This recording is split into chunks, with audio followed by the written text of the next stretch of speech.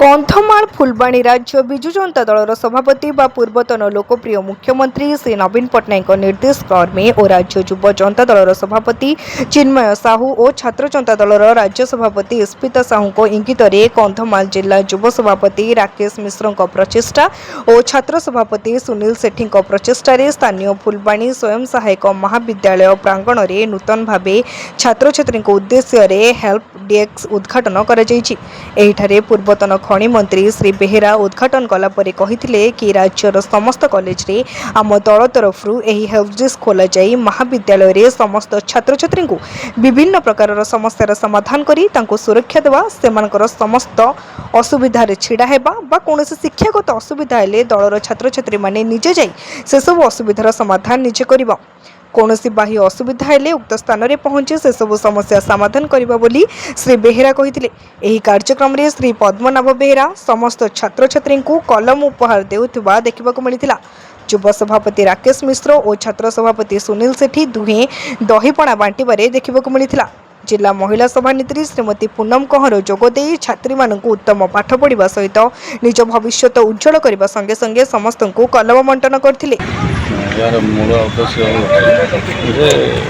पूर्व भी आम हेल्प डेस्क चली आसूला पूर्व मंत्री आम नवीन पट्टनायक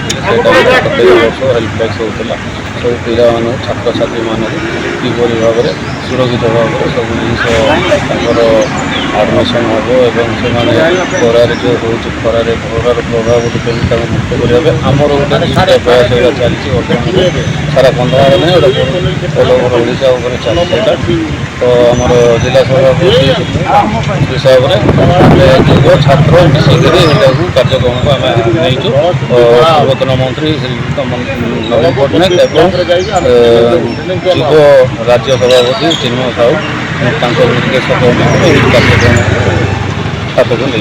दल राज्य सभापति श्रीयुक्त नवीन पट्टनायक निर्देश क्रमे विजु युव जनता दल और विजु छात्र जनता दल तरफ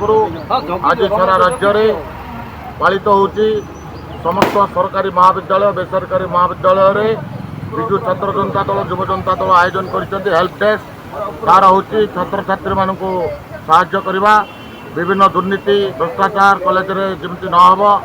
एवं पिला मानको किभली भाव में सुरक्षित भाव में रही पाठ पढ़े भल मनीष हे से नवीन बाबू निर्देश देते कार्यक्रम देखो यह केवल आम आज प्रथम थर पर करूना आमर नवीन पट्टनायक सरकार थिबा समय आम हेल्प डेस्क करूँ प्रत्येक वर्ष न्यू +3 जो मैंने आडमिशन करने आसती कि भाव में से असुविधार सम्मुखीन न होती कौटे कौन केमती भाव में असुविधा न हुए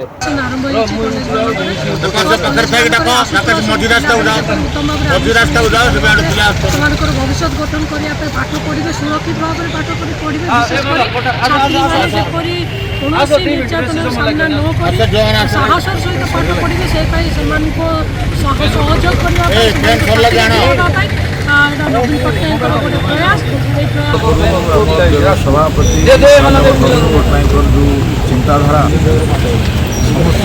शिक्षित करवा समस्त को पाठ पढ़ा सुरक्षित पाठ पढ़ी पारे समस्त भाव में से जो हेल्थ डेस्क आज आरंभ हो सारा राज्य सब कॉलेज मानक आज आम से आरंभ